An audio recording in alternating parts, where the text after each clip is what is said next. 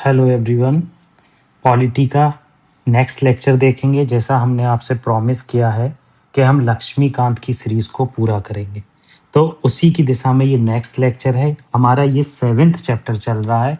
इससे पहले सारे चैप्टर एलिबरेटली प्लेलिस्ट बनी हुई है, आप देख सकते हैं। हम उसे टेलीग्राम चैनल पर आपके शेयर कर देंगे, ठीक है। तो यहाँ पर इम्पोर्टेंट चीज़ क्या है कि पहले हम देख चुके हैं कि किस तरह से फॉरेनर्स को राइट इंडिया में मिले हुए हैं, इंडियंस और फॉरेनर्स के क्या राइट हैं, ये हमने देखा लास्ट लेक्चर में।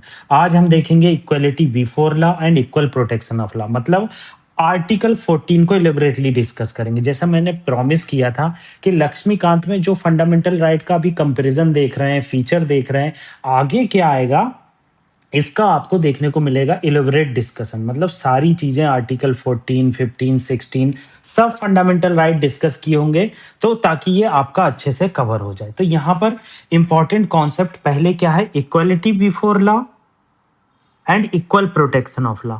आप ये चीज अच्छे से जान लीजिए। इक्वलिटी बिफोर लॉ कॉन्सेप्ट जो आया था वो हमने यूनाइटेड किंगडम से लिया। ये बेसिक चीज है जो आपको पता होना चाहिए। और इक्वल प्रोटेक्शन ऑफ लॉ का कॉन्सेप्ट जो हमने लिया है, कहाँ से लिया है, यूएसए से लिया है। तो ये चीज आपको पता होना चाहिए। अब इसमें इंपॉर्टेंट क्या है, इंपॉर्टेंट चीज अगर आप देखोगे तो इक्वलिटी बिफोर लॉ क्या चीज कहता है। इक्वलिटी ऑफ बिफोर लॉ, यहां पर देखो इन्होंने बताया ब्रिटिश ओरिजिन है। क्या कहता है कि इक्वलिटी बिफोर लॉ के कॉन्सेप्ट में आपको देखने को मिलेगा कि सभी लोग इक्वल सब्जेक्शन पर है। आप यहां पर एक एग्जांपल से समझ लो। मान लो कि किसी पुलिस ऑफिसर ने कोई थेफ्ट किया, मतलब चोरी कर ली। पुलिस ऑफिसर है, इंसानी है, कोई भगवान नहीं है, वो भी चोरी कर सकता। उसने थेफ्ट कर ली तो उसको सेम वे में पनिश किया जाएगा जैसे ऑर्डिनरी किसी पर्सन ने थेफ्ट किया है। तो मतलब लॉ की नजर में एक ही है, इक्वलिटी बिफोर लॉ, मतलब लॉ से पहले दोनों एक हैं। उसमें कोई डिस्क्रिमिनेशन नहीं होगा, कोई रिजर्वेशन नहीं होगा कि आप पुलिस ने कमिट किया है तो उसे माफ कर देते हैं और वो आगे गवर्नमेंट को सर्विस देगा, गवर्नमेंट की इतनी सेवा की है तो इसे माफ कर देना चाहिए। नहीं, इक्वलिटी बिफोर लॉ में आप अगर देखेंगे तो इक्वल सब्जेक्शन है, मतलब सभी को एक ही तरह से ट्रीट किया जाता है। अब यहाँ पर ऑल पर्सन की बात की गई है, तो ऑल पर्सन में मतलब केवल ह्यूमन ही नहीं है, पर्सन में कभी कभी लीगल पर्सन भी आ जाते हैं, जैसे स्टेट्यूटरी कॉर्पोरेशन हो गया, म्युनिसिपल कॉर्पोरेशन जैसे बोलते हैं, कंपनीज हो गई, टीसीएस हो गया, रजिस्टर्ड सोसाइटी हो गई। इनके द्वारा भी कुछ लॉ ऐसे बना दिए जाते हैं जो डिस्क्रिमिनेटरी हैं, तो उनको क्या है, प्रोटेक्ट करने के लिए, लोगों को प्रोटेक्ट करने के लिए ये सब किया जाता है। तो हमने यहां पर देखा कि किस तरह से पुलिस ऑफिसर कोई थेफ्ट कमिट करता है, उसके द्वारा कोई लॉ को वायलेट किया जाता है तो सेम ग्राउंड पर है जैसे आम आदमी। ऐसे ही प्राइम मिनिस्टर के केस में प्राइम मिनिस्टर को भी किसी तरह का क्लेम नहीं दिया जाता है, ठीक है। तो यहां पर ये चीज देखने को हमें मिलती है कि इक्वलिटी बिफोर लॉ कहां से कॉन्सेप्ट आया और इसका एग्जाम्पल हमने देखा। नेक्स्ट देख लेते हैं equal protection of law. Equal protection of law जो है एक अमेरिकन अमेरिकन कॉन्सेप्ट है। और इस ये क्या कहता है, ये पॉजिटिव कॉन्सेप्ट कहते हैं। इसे क्यों पॉजिटिव कहते हैं, अगर आप देखोगे तो आपको यहां देखने को मिलेगा। मैं आपको समझा देता हूं। Equal protection of law, equal protection of law ये जो है हमने, ये पॉजिटिव कॉन्सेप्ट है।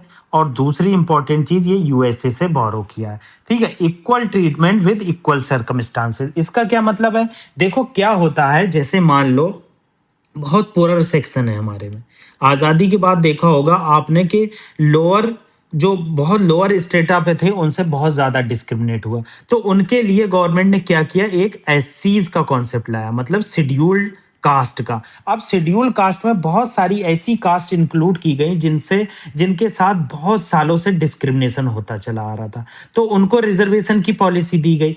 तो रिजर्वेशन क्या है, एजुकेशन और जॉब में किसको दिया गया, शेड्यूल कास्ट और शेड्यूल ट्राइब को। तो ये जो रिजर्वेशन है ये इक्वालिटी के कॉन्सेप्ट को वायलेट नहीं करता है। मतलब क्या है, इससे ये चीज पता चलती है कि सभी लोग इक्वल ग्राउंड पे नहीं हैं, उनको जो है इक्वल ग्राउंड पे लाने के लिए इक्वल प्रोटेक्शन ऑफ लॉ का कॉन्सेप्ट लाया और उनको रिजर्वेशन दिया गया। तो ये जो कॉन्सेप्ट है ये इक्वलिटी के कॉन्सेप्ट को वायलेट नहीं करता है, और हिस्टोरिकली जो जिनके साथ डिस्क्रिमिनेट किया गया उनको ये प्रोटेक्ट करता है। तो यहां पर अगर आप देखोगे तो ये जो है यूएसए कॉन्स्टिट्यूशन से बोरोड किया गया और ये पॉजिटिव इक्वलिटी को प्रमोट करता है। तो ओवरऑल अगर यहाँ पर आप समझना चाहते हो इक्वलिटी बिफोर लॉ को, देखो इक्वलिटी बिफोर लॉ शॉर्ट में लिख देता हूँ, अभी आपको सारे नोट्स यहाँ पर देखने को मिल जाएंगे। इक्वलिटी बिफोर लॉ एक निगेटिव कॉन्सेप्ट है, ठीक है। इसका मीनिंग है कि किसी को भी स्पेशल प्रिविलेज नहीं मिलेगा और एवरीवन इक्वल है किसकी नजर में, हमारे लॉ की नजर में। एग्जाम्पल आपने देखा कि मिनिस्टर अगर कोई थेफ्ट करता है, चोरी करता है, उसको सेम ग्राउंड में खड़ा किया जाएगा जैसे नॉर्मल पर्सन जो नॉर्मल जॉब करने वाला। इसका ओरिजिन हमने देखा ब्रिटिश रूल ऑफ लॉ जो है इसी ब्रिटिश रूल ऑफ लॉ इसी के कॉन्सेप्ट से आया, ठीक है। अब देख लेते हैं equal protection of law. Equal of protection of law क्या है, ये पॉजिटिव कॉन्सेप्ट है, ठीक है। जैसे इसका मीनिंग क्या है कि ये इक्वल ट्रीटमेंट देता है इक्वल्स को, मतलब कि क्या है कि अगर किसी को रिजर्वेशन की जरूरत है तो उसको रिजर्वेशन देना चाहिए। आर्टिकल 14 का वायलेशन नहीं है। आर्टिकल 14 का वायलेशन तब होता जब दोनों ही इक्वल ग्राउंड पे खड़े हैं तो आप किसी एक को ज्यादा रिजर्वेशन दे देते हो, मतलब ज्यादा फैसिलिटी देते हो। तो ये रिजर्वेशन अगर आप इसका एग्जांपल देखोगे तो रिजर्वेशन जो एससीज को दिया जाता है, ओबीसीज को दिया जाता है और एसटीज को दिया जाता है, उस केस में इसका यूज होता है, ठीक है। अब यूएसए में ये 14th अमेंडमेंट में इंट्रोड्यूस हुआ था इससे, ठीक है। तो यहां पर हमने कॉमन एम देखा कि जो निगेटिव कॉन्सेप्ट है वो प्रोहिबिट करता है प्रिविलेज को, किसी को प्रिविलेज नहीं मिलेंगे। और पॉजिटिव कॉन्सेप्ट क्या कहता है कि आपको इंश्योरिंग फेयरनेस, मतलब पॉजिटिव कॉन्सेप्ट आपको फेयरनेस देता है, मतलब आप फेयरफुल रहिए, आपको फेयरनेस मिलेगी, आपको इंडिया में किसी तरह का डिस्क्रिमिनेशन देखने को नहीं मिलेगा। तो दोनों का एम क्या है कि इक्वलिटी मिले स्टेटस में, अपॉर्चुनिटी में और जस्टिस मिले, ठीक है। तो यहां पर ये चीज हमें यहां पर देखने को मिलती है। तो मैंने आपको ये समझाया। अब इक्वलिटी बिफोर लाया है तो इक्वल सर्कमस्टांसेस में किस तरह से बिहेव किया जाएगा। जो फॉर्मर था वो निगेटिव कॉन्सेप्ट था, वही चीज है जो लेटर आया, जो इक्वलिटी बिफोर लॉ की बात की गई, इक्वल प्रोटेक्शन ऑफ लॉ की, ये पॉजिटिव कॉन्सेप्ट है। सुप्रीम कोर्ट ने क्या कहा कि आर्टिकल 14 सभी सर्कमस्टांसेस में नहीं अलाउ होता है। अगर रिजर्वेशन किसी को दिया जाता है और किसी को जरूरत है तो उस केस में लोगों को रीजनेबल क्लासिफिकेशन किया जाएगा और पर्सन को रिजर्वेशन दिया जाएगा, अदर फैसिलिटी दी जाएंगी। तो ये जो सब होता है ये इंटेलिजिबल डिफरेंशियल होता है। मतलब इंटेलिजिबल डिफरेंशिया एक कॉन्सेप्ट होता है, उसमें क्या होता है इंटेलिजिबल डिफरेंशिया में अगर आप देखोगे तो आपको देखने को मिलेगा कि किस तरह से रीजनिंग की जाए और डेटा देखा जाए, उसके बेसिस पर आपको डिस्क्रिमिनेट किया जाएगा। डिस्क्रिमिनेट का क्या मतलब है कि रिजर्वेशन दिया जाएगा, आपको फैसिलिटी दी जाएंगी। तो इस तरह की चीजें जो है आपको यहाँ पर देखने को मिलेंगी, ठीक है। और रूल ऑफ लॉ कॉन्सेप्ट मैंने बताया इक्वलिटी बिफोर लॉ से लाया और ये प्रोपॉइंट किया गया AB डाइसी के द्वारा, ये ब्रिटिश ज्यूरिस्ट थे, ठीक है। तो यहाँ पर ये चीजें देखने को हमें मिलती हैं। अब कुछ एलिमेंट हैं इस कॉन्सेप्ट के, वो एलिमेंट देख लेते हैं। कुछ एलिमेंट जो बहुत इंपॉर्टेंट है वो एलिमेंट आपको पता होना चाहिए। जैसे आप अंडरस्टैंड कर लो तो British system supremacy of individual, ठीक है। इसमें आपको अगर देखने को मिलेगा, यहां देख लेते हैं आगे क्या बात की गई। हाँ, अब यहां पर क्या बात की गई, देखो वही चीज यहां पर बताई है कि अब्सेंस ऑफ आर्बिट्रेरी पावर, मतलब किसी भी तरह की आर्बिट्रेरी पावर को अलाउ नहीं किया जाएगा। No man can punish except breach of law, मतलब कॉमन आदमी को ऐसा नहीं है कि आप जेल में डाल दोगे, अगर उसने ब्रीच ऑफ लॉ किया है उसी बेसिस पर आपको सजा मिलेगी, ठीक है। अब equality before law, equal subjection of all citizen, वही बात इन्होंने यहां पर की है। अब सुप्रीम कोर्ट ने क्या है ये कहा कि रूल ऑफ लॉ जो है इंपॉर्टेंट बेसिक स्ट्रक्चर का पार्ट है। मतलब यहां क्या बात की जा रही, देखो हमने बेसिक स्ट्रक्चर का कॉन्सेप्ट कई बार डिस्कस किया। मैंने आपको बताया केशवानंदा भारती केस 1973 में गवर्नमेंट ऑफ इंडिया ने क्या किया, उससे पहले बहुत सारे अमेंडमेंट लाए। तो सुप्रीम कोर्ट ने यहां पर क्या किया कि आप जो है कॉन्स्टिट्यूशन में फंडामेंटल राइट को बदल सकते हैं। फंडामेंटल राइट सेक्रोसेंट नहीं है, मतलब उनको ऐसा नहीं माना गया है कि उनको बदला नहीं जा सकता। फंडामेंटल राइट बदले जा सकते हैं मगर बेसिक स्ट्रक्चर के डॉक्ट्रिन को आपको सेव करके रखना है। और ये बेसिक स्ट्रक्चर डॉक्ट्रिन ऐसा नहीं है स्टेटिक है, ये टाइम टू टाइम चेंज होती रहेगी। तो यहां पर ये चीज आपको देखने को मिलेगी, ठीक है। अब आगे क्या बताया गया, इक्वलिटी का एक्सेप्शन की बात की गई है। यहां पर हमने सारा कवर कर लिया, ठीक है। तो यहां पर देखा कि किस तरह से इक्वलिटी की बात की गई है और हमने सारी चीजें कवर की। अब एक्सेप्शन ऑफ इक्वलिटी, ये इंपॉर्टेंट है। ये एक्सेप्शन जो है, ये चीज बहुत ज्यादा इंपॉर्टेंट है कि किस तरह से एक्सेप्शन मिलती है, किसको, प्रेसिडेंट को और गवर्नर को। ये अगर आपको पता होगा तो आपको चीजें इजीली समझ में आ जाएंगी। यहाँ पर हम देख लेते हैं इसको पूरा क्लियर करके। देखो क्या है, आर्टिकल 361 आया। आर्टिकल 361 में क्या इंट्रोड्यूस किया गया? आर्टिकल 361 में क्या कहा गया कि highest constitutional head, highest constitutional head, highest constitutional कौन है?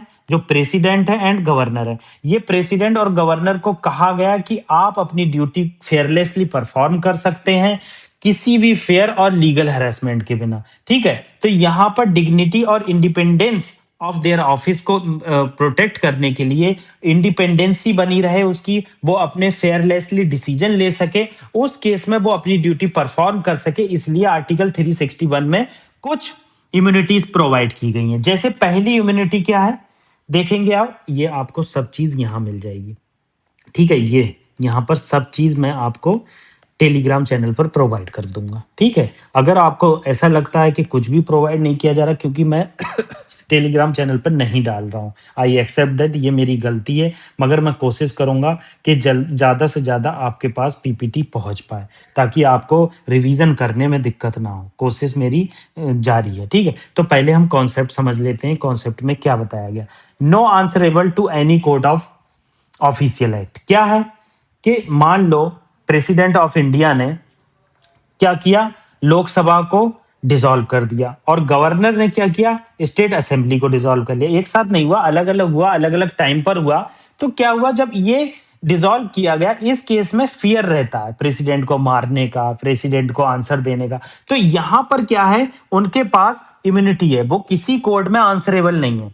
कोई कोर्ट उनसे ये नहीं पूछ सकता कि लोकसभा को आपने डिसॉल्व किया तो लोकसभा को डिसॉल्व करने के पीछे क्या रीजन था।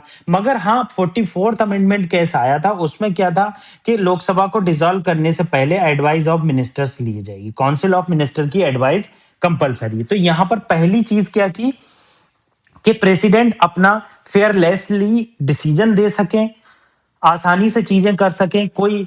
तो उसमें क्या है, तो पहली चीज हमने यहां देखी कि प्रेसिडेंट और जो ये इंडिपेंडेंट अथॉरिटी है गवर्नर की, ये किसी भी कोर्ट के लिए आंसरेबल नहीं है। तो इनको मैंने एग्जाम्पल के साथ आपको बताया कि किस तरह से लोकसभा को अगर प्रेसिडेंट डिसॉल्व करते हैं तो किसी कोर्ट में वो आंसरेबल नहीं है। तो ये फेयरलेसनेस किसने प्रोवाइड की? आर्टिकल 361 ने प्रोवाइड की। ये आर्टिकल 14 का एक्सेप्शन है। क्यों एक्सेप्शन है? आर्टिकल 14 इक्वलिटी को प्रोवाइड करता है, मगर प्रेसिडेंट को यहां पर आगे आगे आप देखेंगे कि कोई भी इक्वलिटी नहीं। तो नेक्स्ट क्या बात बताई गई, नेक्स्ट पॉइंट क्या बताया गया? कोई भी क्रिमिनल प्रोसीडिंग नहीं हो सकती, नो क्रिमिनल प्रोसीडिंग। ठीक है, ड्यूरिंग देयर टर्म, टर्म के दौरान कोई भी क्रिमिनल प्रोसीडिंग नहीं हो सकती। जैसे मान लीजिए किसी ने गवर्नर के ऊपर करप्शन के चार्जेस लगाए, कहा इनके ऊपर करप्शन के चार्जेस हैं और इन्होंने अपने गवर्नरशिप में बहुत ज्यादा क्या है, मिसकंडक्ट किया। तो उस केस में क्या होगा, जो है वो चार्ज क्या है, इन्वेस्टिगेट नहीं किए जाएंगे, ट्राइड नहीं किए जाएंगे, मतलब क्रिमिनल केस से बच गए। आप ये केस आप अयोध्या के केस से जोड़ सकते हैं, कल्याण सिंह के। कल्याण सिंह के ऊपर बहुत सारे केसेस हुए, उनको गवर्नर बना दिया गया, उस टाइम पर उन पर कोई भी आप केसेस नहीं देखोगे। ठीक है, तीसरा पॉइंट अगर देखोगे, नो अरेस्ट और इम्प्रीजनमेंट, मतलब क्या है, उनको अरेस्ट और इम्प्रीजनमेंट नहीं दिया जा सकता। ठीक है, आप किसी भी प्रेसिडेंट को, कॉन्स्टिट्यूशनल अथॉरिटी जो प्रेसिडेंट और गवर्नर हैं, उनके टर्म के दौरान अरेस्ट नहीं कर सकते, जेल में नहीं डाल सकते।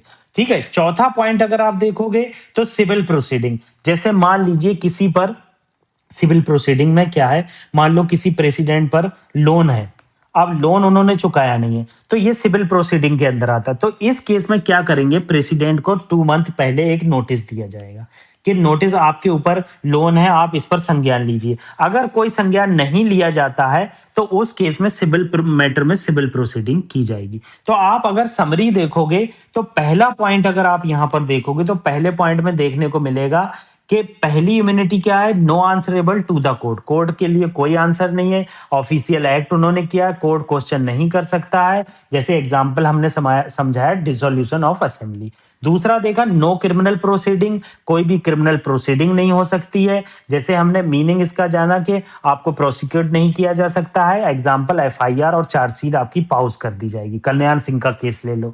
नो अरेस्ट और इम्प्रीजनमेंट, आपको अरेस्ट इम्प्रीजनमेंट नहीं किया जा सकता। सिविल प्रोसीडिंग, ये आप जरूर याद रखना, ये सिविल प्रोसीडिंग वाला पार्ट याद रखना, क्योंकि इसमें कंफ्यूजन हो सकता है कि आपको लगेगा कि गवर्नर और प्रेसिडेंट के खिलाफ कोई भी सिविल प्रोसीडिंग नहीं की जा सकती, मगर 2 मंथ का नोटिस दिया जा सकता है। जैसे कोई भी कॉन्ट्रैक्ट है, डिस्प्यूट है, लोन है, तो उस केस में क्या है, 2 मंथ का नोटिस दिया जाएगा। अगर वो संज्ञान नहीं लेते हैं तो उस केस के बाद आप पर सिविल प्रोसीडिंग की जाएगी। तो यहाँ पर बेसिक चीज हमने ये जानी, ठीक है।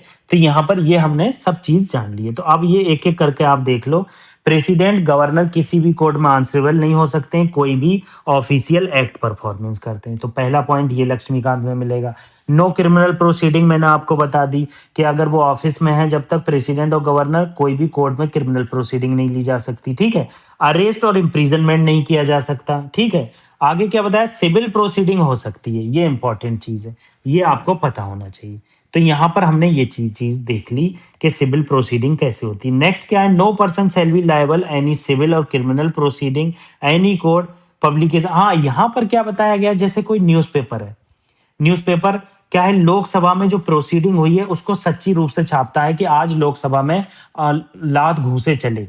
तो उस केस में क्या है, पत्रकार पर कुछ भी नहीं हो सकता, क्योंकि उसने बिल्कुल सब्सटेंशियली ट्रू रिपोर्ट दी है। उस केस में आप पर कुछ नहीं हो सकता, ठीक है। तो ये आर्टिकल 361 के अंदर आपको देखने को मिलेगा, ठीक है। आर्टिकल 361 किस किस कॉन्स्टिट्यूशनल अमेंडमेंट से आया, मैं आपको ये बता देता हूं। आर्टिकल 361 ए जो है, ये इंट्रोड्यूस किया गया 44th कॉन्स्टिट्यूशनल अमेंडमेंट एक्ट 1978, जब जनता दल गवर्नमेंट थी, ठीक है।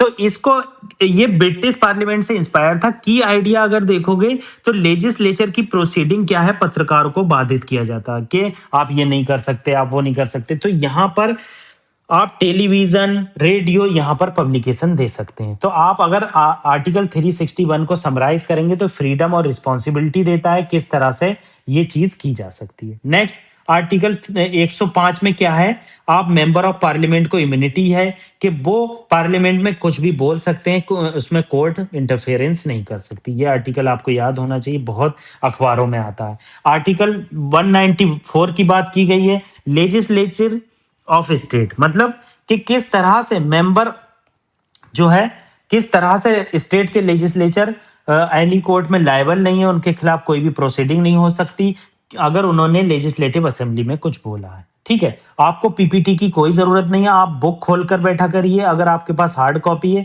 और अगर आपके पास पीडीएफ है तो पीडीएफ खोल के बैठिए। लाइन टू लाइन वही समझाया जाता, बस मैं एक्स्ट्रा चीजें इन्वॉल्व करता हूं, एग्जाम्पल इंक्लूड करता हूं, ताकि आपको चीजें इजिली समझ में आ जाए। नेक्स्ट क्या है, आर्टिकल 331C। आर्टिकल 31C को हम इलेबोरेटली देख लेते हैं, क्योंकि ये बहुत इंपॉर्टेंट है। इसका सिंप्लीफाइड वर्जन देख लेते हैं। देखो, आर्टिकल 31C जब आ जाता है तो आर्टिकल 14 जो है चला जाता है। तो इसके लिए एक फ्रेज यूज होता है, ये फ्रेज आपको पता होना चाहिए।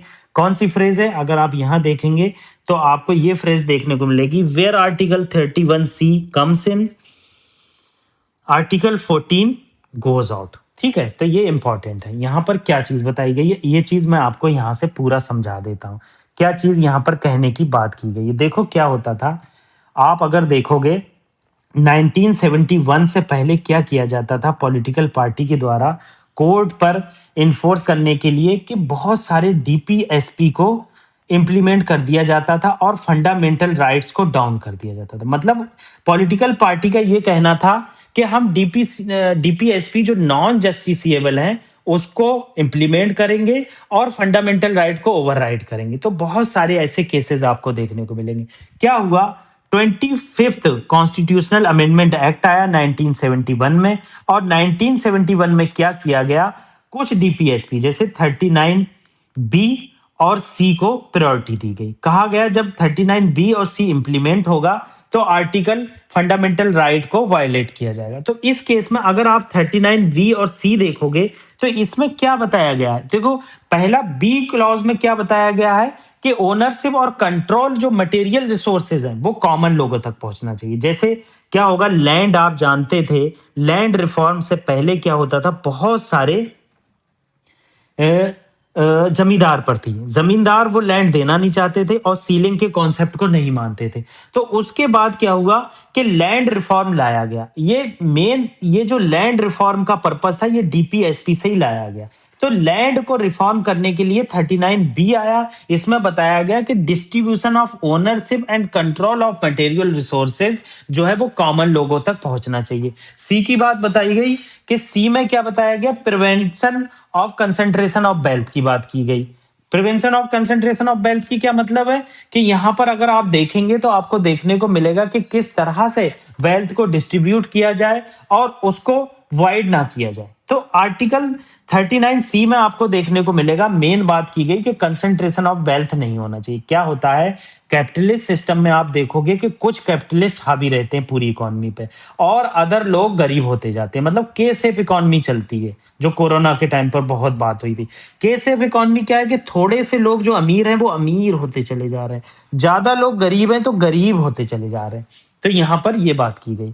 मगर ओवरऑल अगर आप देखोगे तो इस केस में सुप्रीम कोर्ट ने ये कहा ये चीज अच्छी है। आप केशवानंदा भारती केस देख लो, वहां पर सुप्रीम कोर्ट ने कहा कि ये बेसिक स्ट्रक्चर को डिस्ट्रॉय नहीं कर रही है, तो डीपीएसपी को इंप्लीमेंट किया जा सकता है। मतलब आर्टिकल 14 का वायलेशन नहीं होगा, इसको इंप्लीमेंट करना चाहिए। फिर इंदिरा गांधी केस आया 1975 में, उसमें भी इसको जस्टिफाई भी किया गया। और मिनर्वा मिल केस में भी आपको कहा गया कि बैलेंस रखिए फंडामेंटल राइट और डीपीएसपी के बीच में, और बेसिक स्ट्रक्चर को वायलेट नहीं करना है। यही चीज यहाँ पर छोटे सी बात में बताई गई है, मैंने इलेबोरेटली आपको बताई। आगे क्या बताया गया कि जो सॉवरेन रूलर्स हैं, जैसे एम्बेसडर हैं, डिप्लोमेट हैं, उनको इम्यूनिटी है क्रिमिनल और सिविल प्रोसीडिंग की। उनके खिलाफ जो है कोई भी केस है वो उनकी ही कंट्री में होगा।